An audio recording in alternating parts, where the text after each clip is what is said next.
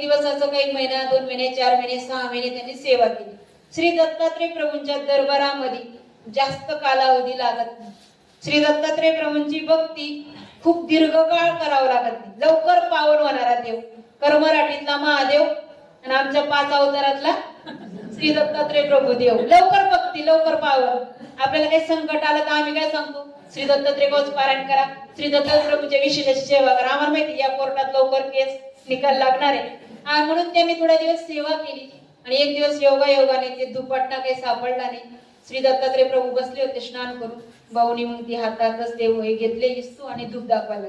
ती करपट वास येता क्षणी श्री दत्तात्रय प्रभूंनी त्यांना टाकायला लावलं आणि टाकलं मग काय पाहिजे. आणि त्यांनी फक्त हातच दाखवले. देवाने हातच द्यायला पाहिजे होते ना. पटापट 10 वरदान दिले श्री दत्तात्रय प्रभू. सहस्त्र बळीया होसी. तो 1000 हाताचं म्हणजे ताकद बळ तुझ्या 2च हातात. अतुल्य म्हणजे बळीया होशील. तुला कोणीच म्हणजे युद्धामध्ये हरू शकणार नाही. तुझा इतका पराक्रम असेल की तुझी कोणी बरोबरी करू शकणार नाही. तुला पूर्ण पृथ्वीचं भूतलाचं चक्रवर्ती पद मिळेल. पूर्ण राज्य म्हणजे पूर्ण एक देशामध्ये तू राजा असेल. भारताचंच ते तेव्हा सर्वच त्रेतायुगामध्ये विदेश वगैरे नव्हते. एकच आपला देश होता. सर्व म्हणजे पूर्ण चक्रवर्ती पद तुला मिळेल. लोकांचे मनोरथ एवढं राज्य मी सांभाळणार कसं.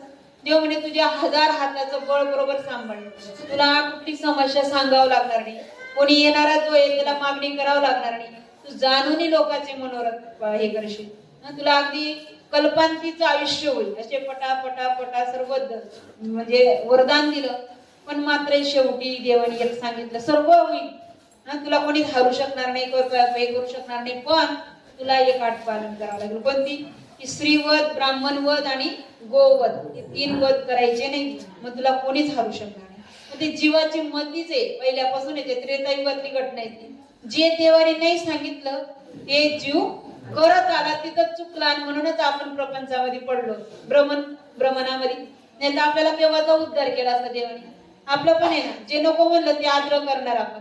नेमकं तसं घडलं. आणि मात्र मग ते वरदान त्यांचं म्हणजे हे नष्ट झालं. तर आपल्याला एकच म्हणायचं, मी कायम सरांना सांगते की एवढा देणारा देव आपल्याला भेटलेला आहे.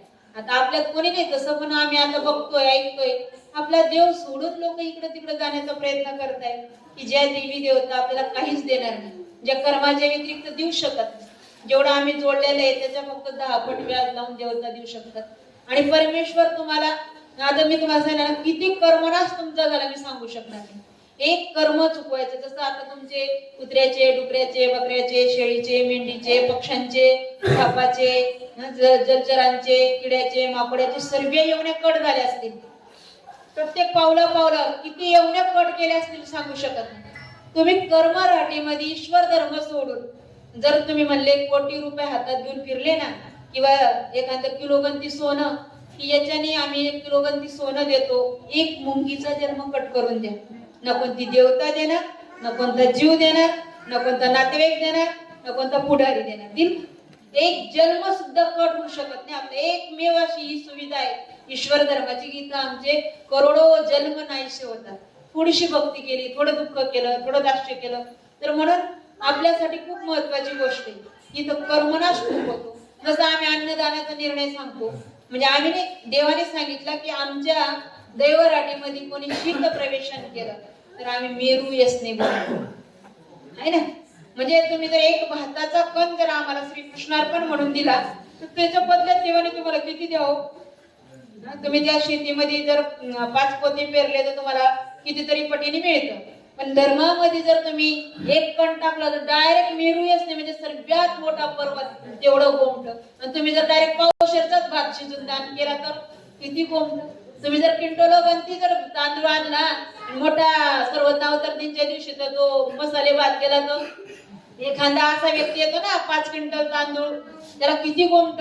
आणि म्हणून जे दैवराटीमध्ये आम्ही थोड्या क्रिया करतो ईश्वर धर्मात त्या आम्हाला सृष्टीपर्यंत पुरतात. जसं रस्त्यात शिदुरी आपण घेतो आणि गरज असेल तेव्हा त्या शिदुरीचा आपण उपयोग करतो ना, तसं आम्ही ज्या ईश्वर धर्मामध्ये क्रिया करतो स्मरण रूपाने, दास्य रूपाने, जे ज्याला जसं घडेल याची जी म्हणजे पुंजी आहे ही आम्हाला सृष्टी संपेपर्यंत पुरते. कधी परमेश्वर आम्हाला नरकातून काढतात, कधी परमेश्वर आम्हाला पुन्हा ईश्वर धर्माचा योग आणतात, कधी परमेश्वर आमची चोपडी चुकवतात, कधी परमेश्वर आमच्या शेतात येऊन काहीतरी गहू काहीतरी खाऊन जातात आणि प्रेतदेह नसतात. म्हणून ईश्वर धर्मामध्ये श्वास देताना, ईश्वर धर्मामध्ये काही क्रिया करताना विचार नाही करायचा. खूप म्हणजे अगदी हे करून घ्यायचं, स्वतःला वाहून घ्यायचं, घडेल तितकं घडून घ्यायचं. तर ही आपल्या कामी पडणारी, हे खरं वास्तविक प्रत्येकाच्या स्वतःच्या कामी पडणारी गोष्ट आहे. ही ना माझ्या कामी पडणार ना देवाच्या तर काही पडणारच नाही. आम्ही देवदेव केला, आपण वेळ काढला, आपण पदयात्रा केली, सारंगखेड्याच्या देवाचं काही वाढून जाणार आहे का? आपण सगळे सारंगखेड्याला गेल्यावर देवाला काही भेटणार आहे का? मान्यता वेगळी. मग कोणासाठी जातोय आम्ही? देवासाठी नाही, आपल्यासाठी. देवाला काय करायचे? आपण गेल्याने सांगितलं की देवाची काय पद वाढणार आहे? आपल्यासाठी करतोय. आपण लय हुशार, देवणी करता करी, सुपारी देवणी करता, काय फायदा काय? देवाला काही मतदान वाढवायचंय का? देव भगवंत गीतेमध्ये म्हणतात नान वागतं म वागतोय. आता माझं काहीच कमी नाही, मला पूर्ण नाही करायचंय तुमच्या भक्तीने.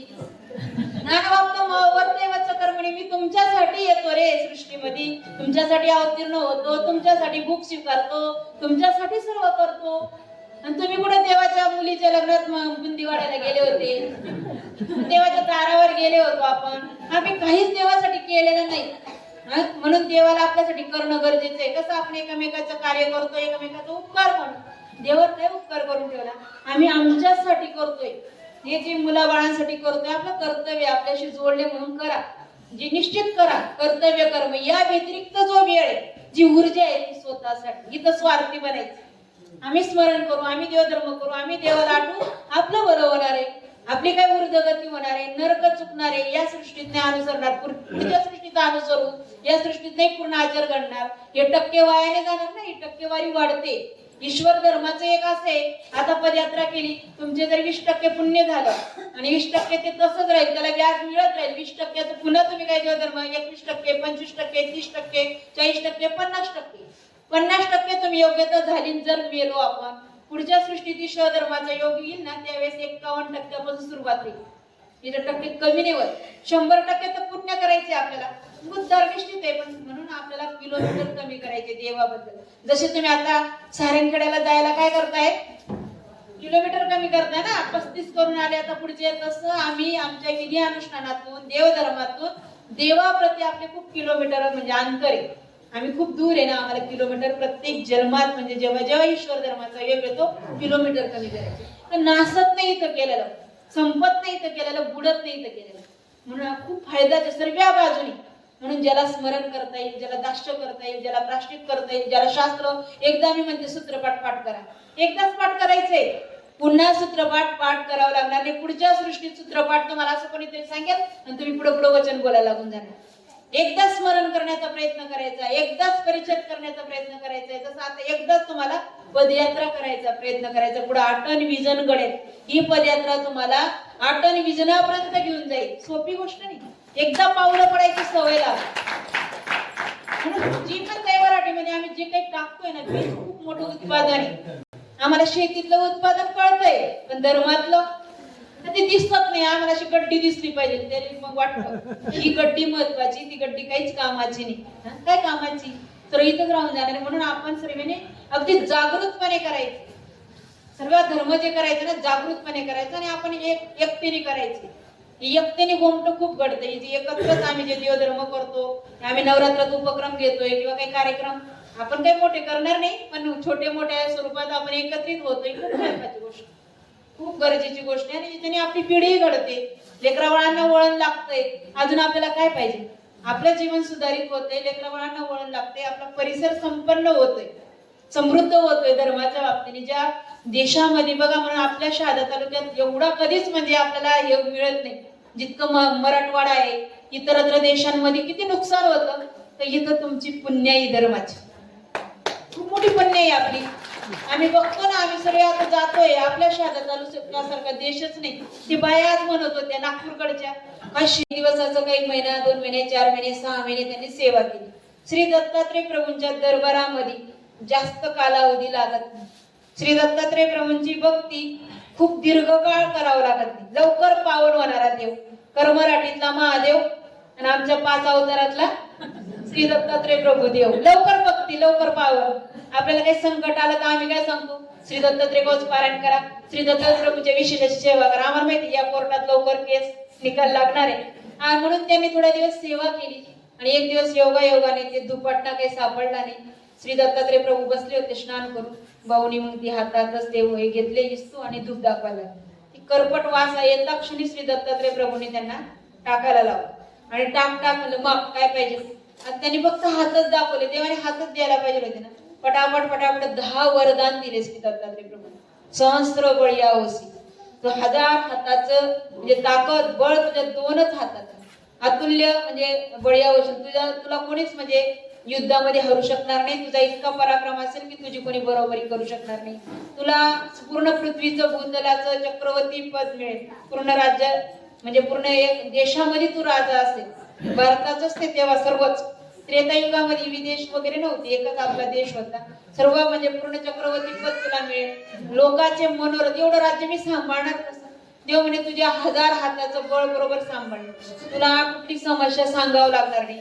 कोणी येणारा जो आहे त्याला मागणी करावं लागणार नाही. तू जाणून लोकांचे मनोरथ हे करशील. तुला अगदी कल्पांतीचं आयुष्य होईल. असे पटा सर्व म्हणजे वरदान दिलं. पण मात्र शेवटी देवाने एक सांगितलं सर्व होईल. तुला कोणी हारू शकणार नाही, काही करू शकणार नाही. पण तुला एक अट पालन करावं लागेल. कोणती? की स्त्रीवध, ब्राह्मणवध आणि गोवध हे 3 वध करायचे नाही. मग तुला कोणीच हारू शकणार नाही. ते जीवाची मतीच आहे. पहिल्यापासून येते. त्रेतायुगातली घटना आहे. जे देवाने नाही सांगितलं ते जीव करत आला तिथं चुकला. आणि म्हणूनच आपण प्रपंचामध्ये पडलो भ्रमणामध्ये. नाही तर आपल्याला केव्हाचा उद्धार केला असता देवाने. आपलं पण आहे ना. जे नको म्हणलं ते आग्रह करणार आपण. नेमकं तसं घडलं आणि मात्र मग ते वरदान त्यांचं म्हणजे हे नष्ट झालं. तर आपल्याला एकच म्हणायचं. मी काय सरांना सांगते की एवढा देणारा देव आपल्याला भेटलेला आहे. आता आपल्यात कोणी नाही तसं. पण आम्ही आता बघतोय ऐकतोय आपला देव सोडून लोक इकडे तिकडे जाण्याचा प्रयत्न करतायत. की ज्या देवी देवता आपल्याला काहीच देणार नाही. ज्या कर्माच्या व्यतिरिक्त देऊ शकत नाही. जेवढं आम्ही जोडलेलं आहे त्याच्या फक्त 10 पट व्याज लावून देवता देऊ शकतात. आणि परमेश्वर तुम्हाला आता मी तुम्हाला सांगितलं किती कर्मनाश तुमचा झाला मी सांगू शकणार नाही. एक कर्म चुकवायचं. जसं आता तुमचे कुत्र्याचे, डुकऱ्याचे, बकऱ्याचे, शेळीचे, मेंढीचे, पक्ष्यांचे, सापाचे, जलचरांचे, किड्याचे, माकडाचे सर्व येवण्या कट झाले असतील. प्रत्येक पावला किती येवण्या कट केल्या असतील सांगू शकत नाही. तुम्ही कर्मराटीमध्ये ईश्वर धर्म सोडून जर तुम्ही म्हणले कोटी रुपये हातात घेऊन फिरले ना, किंवा एखादं किलोगंती सोनं की याच्याने आम्ही 1 किलोगंती सोनं देतो. एक मुंगीचा जन्म कट करून द्या. न कोणती देवता देणार, न कोणता जीव देणार, न कोणता नातेवाईक देणार, न कोणता पुढारी देणार. दिल एक जन्म सुद्धा कट होऊ शकत नाही. आपल्या एकमेव अशी ही सुविधा आहे ईश्वर धर्माची की इथं आमचे करोडो जन्म नाहीसे होतात. थोडीशी भक्ती केली, थोडं दुःख केलं, थोडं दाक्ष्य केलं तर म्हणून आपल्यासाठी खूप महत्वाची गोष्ट आहे. इथं कर्मनाश खूप होतो. जसं आम्ही अन्नदानाचा निर्णय सांगतो. म्हणजे आम्ही देवाने सांगितलं की आमच्या दैवराटीमध्ये कोणी शीत प्रवेशन केलं तर आम्ही मेरू यसने बोलतो आहे ना. म्हणजे तुम्ही जर एक भाताचा कण जर आम्हाला श्रीकृष्णार्पण म्हणून दिला तर त्याच्या बदल्यात देवाने तुम्हाला किती द्यावं. तुम्ही त्या शेतीमध्ये जर 5 पोते पेरले तर तुम्हाला कितीतरी पटीने मिळतं. पण धर्मामध्ये जर तुम्ही 1 कण टाकलं तर डायरेक्ट मेरू यसने म्हणजे सर्वात मोठा पर्वत तेवढं गोमट. आणि तुम्ही जर डायरेक्ट पावशेरचाच भात शिजून दान केला तर किती गोमट. तुम्ही जर किंटोला गंती जर तांदूळ आणला मोठा सर्वज्ञावतार दिनच्या दिवशी तर तो मसाले भात केला तर एखादा असा व्यक्ती येतो ना 5 क्विंटल तांदूळ त्याला किती गोमट. आणि म्हणून जे दैवराटीमध्ये आम्ही थोड्या क्रिया करतो ईश्वर धर्मात त्या आम्हाला सृष्टीपर्यंत पुरतात. जसं रस्त्यात शिदुरी आपण घेतो आणि गरज असेल तेव्हा त्या शिदुरीचा आपण उपयोग करतो ना, तसं आम्ही ज्या ईश्वर धर्मामध्ये क्रिया करतो स्मरण रूपाने, दास्य रूपाने जे ज्याला जसं घडेल याची जी म्हणजे पुंजी आहे ही आम्हाला सृष्टी संपेपर्यंत पुरते. कधी परमेश्वर आम्हाला नरकातून काढतात, कधी परमेश्वर आम्हाला पुन्हा ईश्वर धर्माचा योग आणतात, कधी परमेश्वर आमची चौकडी चुकवतात, कधी परमेश्वर आमच्या शेतात येऊन काहीतरी गहू काहीतरी खाऊन जातात आणि प्रेतदेह नसतात. म्हणून ईश्वर धर्मामध्ये श्वास देताना ईश्वर धर्मामध्ये काही क्रिया करताना विचार नाही करायचा. खूप म्हणजे अगदी हे करून घ्यायचं, स्वतःला वाहून घ्यायचं, घडेल तितकं घडून घ्यायचं. ही आपल्या कामी पडणारी हे खरं वास्तविक प्रत्येकाच्या स्वतःच्या कामी पडणारी गोष्ट आहे. ही ना माझ्या कामी पडणार ना देवाच्या तर काही पडणारच नाही. आम्ही देवदेव केला, आपण वेळ काढला, आपण पदयात्रा केली, सारंगखेड्याच्या देवाचं काही वाढून जाणार आहे का? आपण सगळे सारंगखेड्याला गेल्यावर देवाला काही भेटणार आहे का? मान्यता वेगळी. मग कोणासाठी जातोय आम्ही? देवासाठी नाही, आपल्यासाठी. देवाला काय करायचे? आपण गेल्याने सांगितलं की देवाची काय पद वाढणार आहे का? आपल्यासाठी करतोय. आपण लय हुशार, देवणी करता खरी, सुखरी देवणी करता. काय फायदा काय? देवाला काय मतदान वाढवायचंय का? देव भगवंत गीतेमध्ये म्हणतात नान वागतं म वागतोय. आता माझं काहीच कमी नाही, मला पूर्ण नाही करायचंय तुमच्या भक्तीने. नान वागतं म वर्तैवच कर्मणी, मी तुमच्यासाठी येतो रे सृष्टीमध्ये, तुमच्यासाठी अवतीर्ण होतो, तुमच्यासाठी भूक स्वीकारतो, तुमच्यासाठी सर्व करतो. आणि तुम्ही कुठे देवाच्या मुलीच्या लग्नात बुंदी वाढायला गेले होते, देवाच्या दारावर गेले होतो आपण. आम्ही काहीच देवासाठी केलेलं नाही.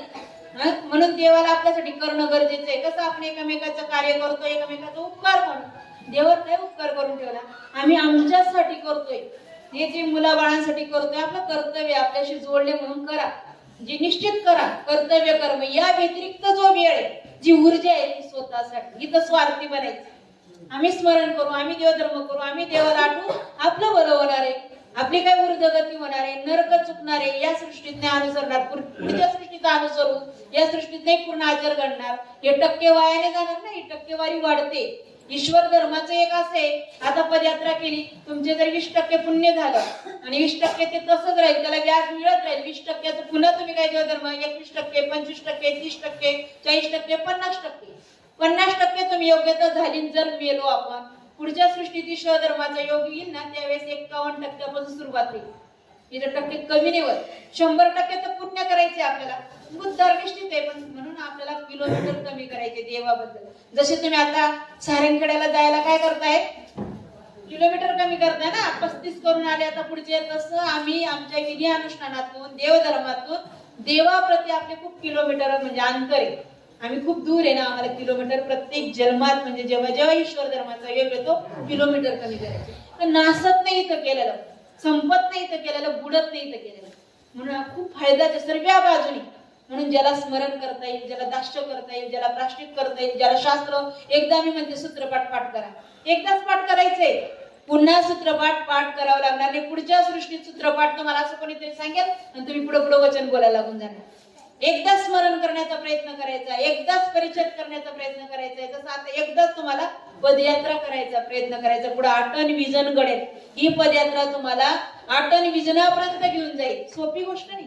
एकदा पावलं पडायची सवय लावा. जी पण दैवराटीमध्ये आम्ही जे काही टाकतोय ना, ते खूप मोठं उत्पादन आहे. आम्हाला शेतीतलं उत्पादन कळतंय, पण धर्मातलं ते दिसत नाही. आम्हाला अशी गड्डी दिसली पाहिजे, तरी मग वाटतं ही गड्डी महत्वाची, ती गड्डी काहीच कामाची नाही. काय कामाची? तर इथंच राहून जाणार. म्हणून आपण सर्वांनी अगदी जागृतपणे करायचं. सर्व धर्म जे करायचं ना, जागृतपणे करायचं आणि आपण एकतेने करायचे. एकतेने गोमट खूप घडते. जी एकत्रच आम्ही जे देवधर्म करतो, आम्ही नवरात्रात उपक्रम घेतोय किंवा काही कार्यक्रम आपण काही मोठे करणार नाही, पण छोटे मोठ्या स्वरूपात आपण एकत्रित होतोय. खूप महत्वाची गोष्ट, खूप गरजेची गोष्ट आहे. आणि ज्याने आपली पिढी घडते, लेकराबाळांना वळण लागतंय. अजून आपल्याला काय पाहिजे?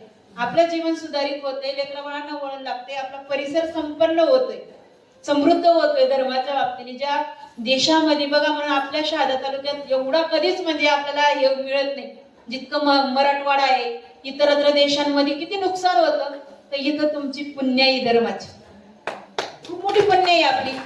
आम्ही बघतो ना, आम्ही सगळे आता जातोय. आपल्या शहादा तालुक्यासारखा देशच नाही. ती बाया आज म्हणत होत्या नागपूरकडच्या,